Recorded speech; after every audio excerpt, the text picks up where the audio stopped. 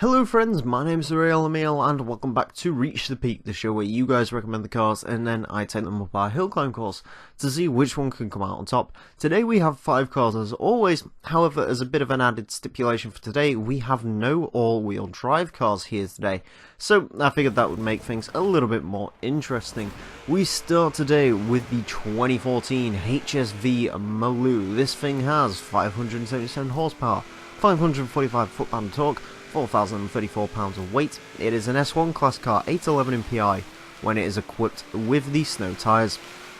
So obviously with Horizon 3 being set in Australia, I thought it was only right that it would be a matter of time before we had a ute tackle the course. And well, it's a ute in very un-Australian weather. It's all snowy, which may give this car some issues. How did it actually handle? Well, it's very similar to the HSV GTS. The HSV GTS, for those of you who don't know, is basically this car shares most of its components with that car. You know, they have the same engine, the same drivetrain, same underbelly. The only difference is that's a saloon, this is a ute. So obviously the two cars are rather similar in the way they drive. The biggest difference with the ute, of course, is the absence of weight over the rear end of the vehicle.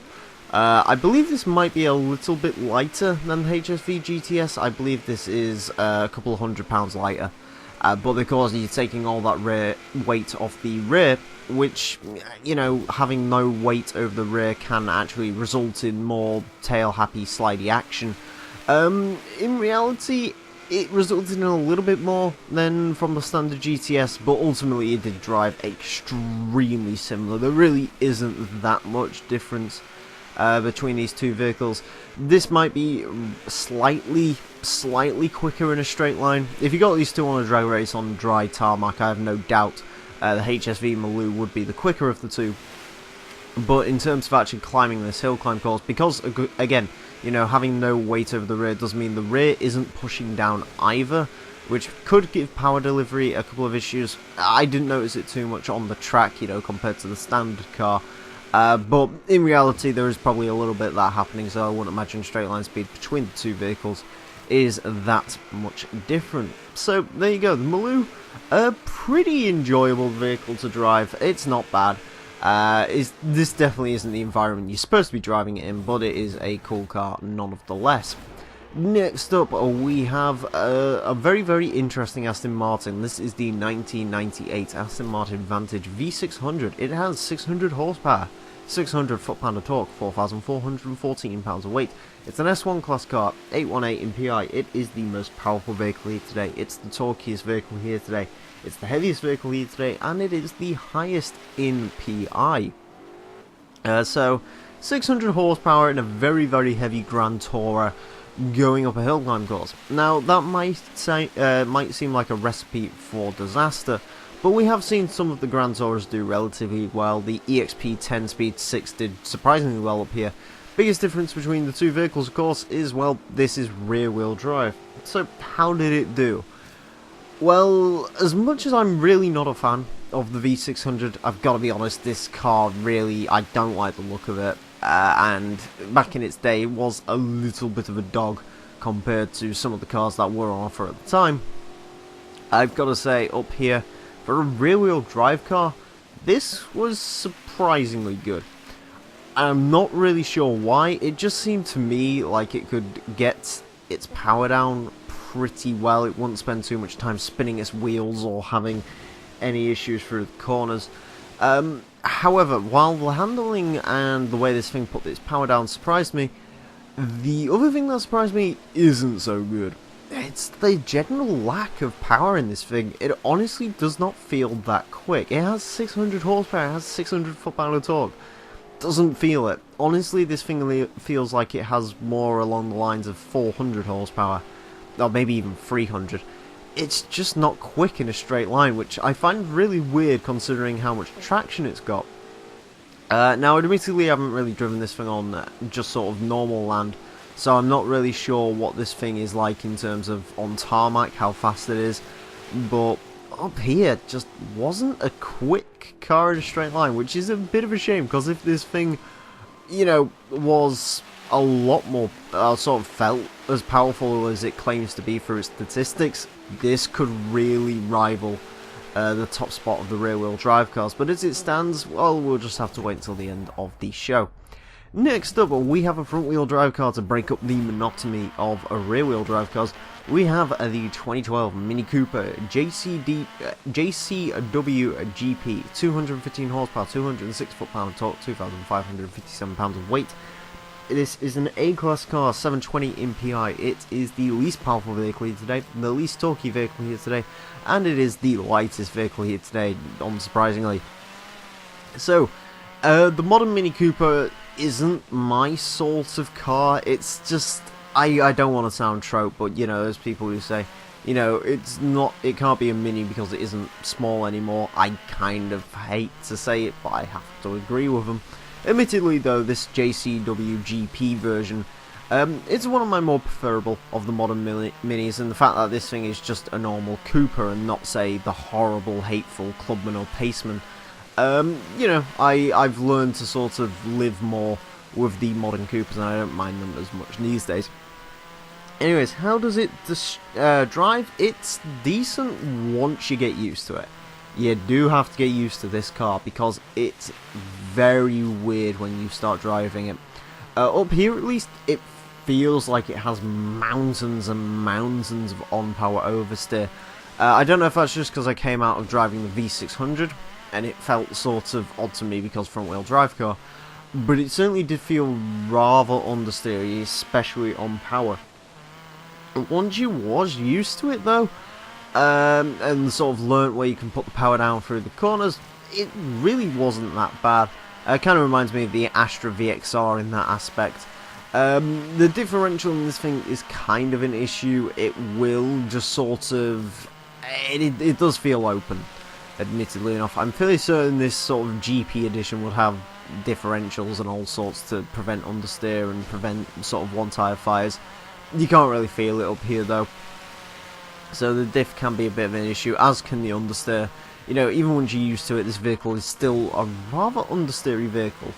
I mean, my choice for hot hatches up here would definitely lie with anything with all-wheel drive first and foremost, but probably the EK9 Civic. That's the best car we've had up here, although admittedly this should be quite a bit quicker than that vehicle, just by virtue of it being much more powerful. Next up, we have a yacht that has broken onto our hill climb course. I joke, of course, I really actually quite like this car.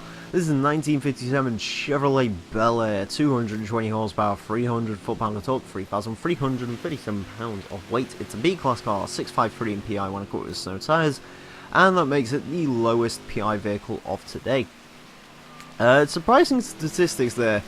When you sort of look at the Bel Air, you don't expect it to have that much power or to weigh that little. I mean, 3,357 pounds is about as much as a modern-day BMW M4, which is pretty strange when you consider how much car there is here.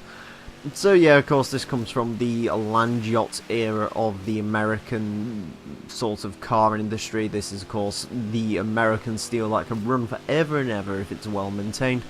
The Bel Air does kind of suffer from its age a little bit. First and foremost, what you'd expect to be the issue, but actually surprisingly it wasn't up here. This thing is equipped with a 2-speed gearbox. Which, yeah, that does sound pretty awful on paper. Luckily the first gear can rev out to quite high. If this thing had to sort of change up from first to second at like 30 miles an hour, then there could be an issue. But I sort of found out with the red line sort of being weird on the muscle cars, you can usually get this thing to around 70 miles an hour, and then you have to switch up 70 miles an hour around the shift point on this vehicle. So it wasn't really that much of an issue. In general, the issue with the Bel Air was just how sort of sluggish it was. We had this with the Camaro IROC Z a couple of episodes ago. And this is much of a similar story. It does feel kind of sluggish. It feels like it's sort of dragging something behind it almost, which really isn't surprising considering the age and so on of this vehicle. But yeah, it did make it a pretty uninspiring drive. Admittedly, still seeing a Chevrolet Bel Air climb a snowy hill climb course is rather amusing to me. But yeah, overall though, you know, you don't really buy the Bel Air for the way this thing drives. You buy it for the way it looks, and honest to God, I think the Bel Air is a fantastic looking vehicle. It's probably one of my more favourite American cars of all time, if I'm being perfectly honest with you. I just kind of like the way this thing looks, strangely enough. So yeah, decent enough vehicle, I guess. It can climb hills just fine if it absolutely needs to. Finally today though, we have the 1997 Lexus SC300, 225 horsepower, 210 foot-pound of torque, 3,560 pounds. There is an asterisk next to that. This does have the sort of body skirting that you could get for this vehicle. I believe it's all one kit. It adds about 12 pounds of weight, although of course the side skirts do reduce drag as usual. And this is an A-class car, 710 MPI, when equipped with the snow tyres and the body mods that I have put on this vehicle. The SC300, this is a car which I sort of have mixed feelings on.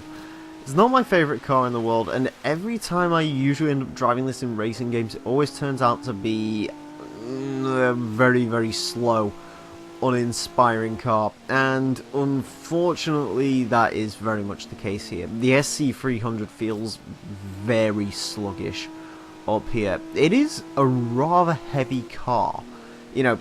Bear in mind that this thing is, you know, 200 pounds more than that Bel Air we just had, which, yeah, it is a very, very heavy car. This, it doesn't weigh that much less than a modern day Lexus RCF, and all that RCF has, you know, 467 horsepower. This has to make do with just 225 horsepower.